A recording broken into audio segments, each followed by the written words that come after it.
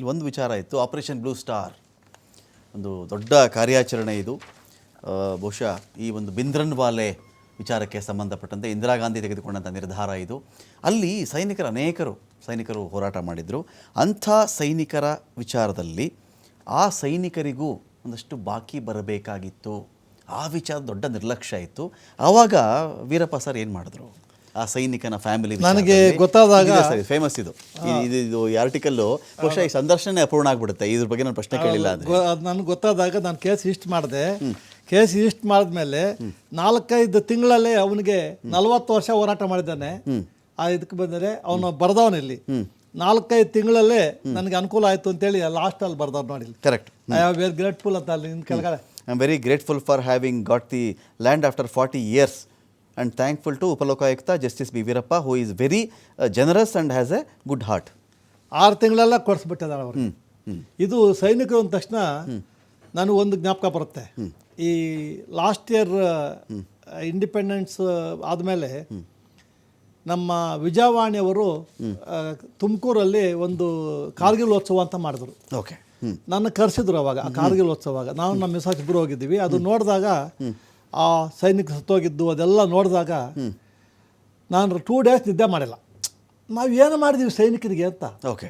79 ವರ್ಷ 78 ವರ್ಷ ಆಗಿ ಸ್ವಾತಂತ್ರ್ಯ ಬಂದು ಸೈನಿಕರಿಗೆ ಏನು ಮಾಡಿದ್ದೀವಿ, ಓಕೆ, ನಾವೇನು ಮಾಡ್ತಾ ಇದ್ದೀವಿ ಅಂತೇಳಿ ನಾನು ಬಂದು ನೈಟೆಲ್ಲ ಕೂತ್ಕೊಂಡು ಯೋಚನೆ ಮಾಡಿ 2 days ಮತ್ತು ನಮ್ಮ ಇಂಡಿಪೆಂಡೆನ್ಸ್ ಇತ್ತು. ಈ ಮೊನ್ನೆ ಇಂಡಿಪೆಂಡೆನ್ಸ್ ಅಲ್ಲ, ಅದ್ರ ಮುಂದೆ ಇಂಡಿಪೆಂಡೆನ್ಸ್ ಮಾಡಬೇಕು ಅಂತ ಬಿತ್ತು. ಆಗಸ್ಟ್ ಇದು ಮಾಡಬೇಕಂತ ನಮ್ಮ ಬ್ರದರ್ಗೆ ಹೇಳ್ದೆ, ಬ್ರದರ್ ನಾನು 16 ಡಿಸ್ಟ್ರಿಕ್ಟ್ ಒಂದು ರೆಡಿ ಮಾಡಿದ್ದೀನಿ. ಸುಮೋಟೋ ಕೇಸ್ ರಿಜಿಸ್ಟರ್ ಮಾಡಿದ್ದೀನಿ ಸೈನಿಕ 16 ಡಿಸ್ಟಿಕಲ್ಲಿ. ನೀವು 15 ಡಿಸ್ಟ್ರಿಕ್ಟ್ ಮಾಡಿ. ನಮ್ಮ ಪಣೀಂದ್ರ ಅಂತ ಇದ್ದಾರೆ ಉಪಲೋಕಾಯುಕ್ತ, ಅವರಿಬ್ಬರು ಸೇರಿ 31 ಡಿಸ್ಟ್ರಿಕ್ಕಲ್ಲಿ ನಾವಿಬ್ಬರು 16 ನಾನು 15 ಅವರು ಸೇರಿಕೊಂಡು at A time 178 taluk, each taluk ಎಲ್ಲ ತಾಲೂಕು ತಹಶೀಲ್ದಾರು ಎಲ್ಲ ಅಸಿಸ್ಟೆಂಟ್ ಕಮಿಷನರ್ಗಳು ಪಾರ್ಟಿ ಮಾಡಿ ನೀವು ಏನು ಮಾಡಿದ್ದೀರಾ ಅಂತ. ಇವಾಗ ಎಲ್ಲ ಡಿಸ್ಟ್ರಿಕ್ಕಲ್ಲೂ ಆಲ್ಮೋಸ್ಟ್ 50% ಸೈತಗಳು ರೆಡಿ ಆಗ್ತಾ ಇದೆ. ಓಕೆ. ಕೋಲಾರ ರೆಡಿ ಆಗ್ತಾ ಇದೆ, ಇವಾಗ ನಮ್ಮ ದಾವಣಗೆರೆ ರೆಡಿ ಆಗ್ತಾ ಇದೆ, ಇದು ಮಂಡ್ಯ ರೆಡಿ ಆಗ್ತಾ ಇದೆ, ಕೊಪ್ಪಳ ರೆಡಿ ಆಗ್ತಾ ಇದೆ. ಸುಮಾರು ಒಂದು ನನ್ನ 16 ಡಿಸ್ಟ್ರಿಕ್ಕಲ್ಲಿ 8-9 ಡಿಸ್ಟ್ರಿಕ್ಟ್ ರೆಡಿ ಆಗಿದ್ದಾರೆ, ಕೊಡಕ್ಕೆ ರೆಡಿ ಆಗಿದ್ದಾರೆ ಅವರು. ಅದೆಲ್ಲ ಒಂದು ಕಡೆ ಅವ್ರಿಗೆ ನಾವು ಜಮೀನು ಮೊದಲು ಲ್ಯಾಂಡ್ ಕೊಡಬೇಕು ಅಂತ ಲ್ಯಾಂಡ್ ಗ್ರಾಂಟ್ ರೂಲ್ಸಲ್ಲಿದೆ. ಅದು ಲ್ಯಾಂಡ್ ಗ್ರಾಂಟ್ ರೂಲ್ಸ್ ಜಮೀನು ಇಲ್ಲ ಅಂದಾಗ ಗೌರ್ಮೆಂಟ್ ಅವರು 24 ಒಂದು ಸೈಟ್ ಕೊಡಬೇಕು ಅಂತ.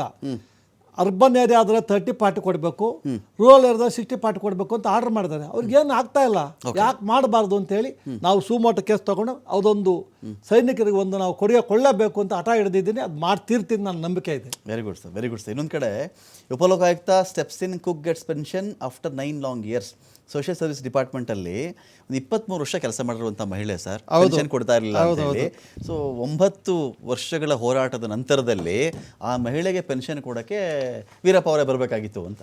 ಅದು ನನ್ನ ಮುಂದೆ ಬಂದಾಗ ಅದು ಡೇ ಟು ಡೇ ನಾವು ವಾರ ತಿಂಗಳು ಇಟ್ಕೊಂಡು ಪಾಪ ಆ ಅಮ್ಮನಿಗೆ 23 ವರ್ಷ ಅವ್ರು ಸರ್ವಿಸ್ ಮಾಡಿದ್ರು.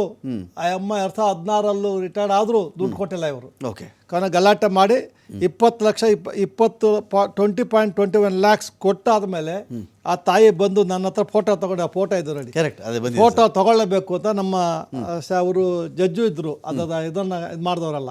ಅದು ಆಯ್ತು. ಆ ಅಮ್ಮ ಬಂದು, ಸಾರ್ ನಿಮ್ಮ ಫೋಟೋ ಎಲ್ಲ ಹಾಕ್ಕೊಂಡಿದ್ದೀನಿ ಸಾರ್ ಅಂತ. ನನ್ನ ದುಡ್ಡಲ್ಲಮ್ಮ, ನಿಮ್ಮ ದುಡ್ಡು ತಾಯಿ, ಒಳ್ಳೇದಾಗಲಿ ತಾಯಿ ಅಂತ. ಇಂಥವೆಲ್ಲ ಪಬ್ಲಿಕ್ ಇಂಟ್ರೆಸ್ಟ್ ಇದು. ಓಕೆ. ಪೆನ್ಷನ್ನು ರಿಟೈರ್ಡ್ ಆದ್ಮೇಲೆ ಕೊಳ್ಳೇಬೇಕು, ಕಾನೂನಿದೆ. ಇವ್ರು ಕೊಡದೇ ಇದ್ರೆ ಅದಕ್ಕೆ ಬರೀ ಪೆನ್ಷನ್ ಅಲ್ಲ, 10% ಇಂಟ್ರೆಸ್ಟ್ ಕೊಡ್ಸಿದ್ದೀನಿ ನಾನು. ಬಡ್ಡಿ ಸೇರಿಸಿ ಕೊಡ್ಬೇಕು 10%. ನಾನೇ ಜಜ್ಮೆಂಟ್ ಬರ್ದಿದ್ದೀನಿ. ಓಕೆ. ಇನ್ ಟೈಮ್ ರಿಟೈರ್ಮೆಂಟ್ ಆದಾಗ ನೀವು ಕೊಡದೇ ಇದ್ರೆ 10% ಕೊಡ್ಬೇಕು ಎವ್ರಿ ಮಂತ್. ಕೊಡ್ಸಿದ್ದೀನಿ ನಾನು.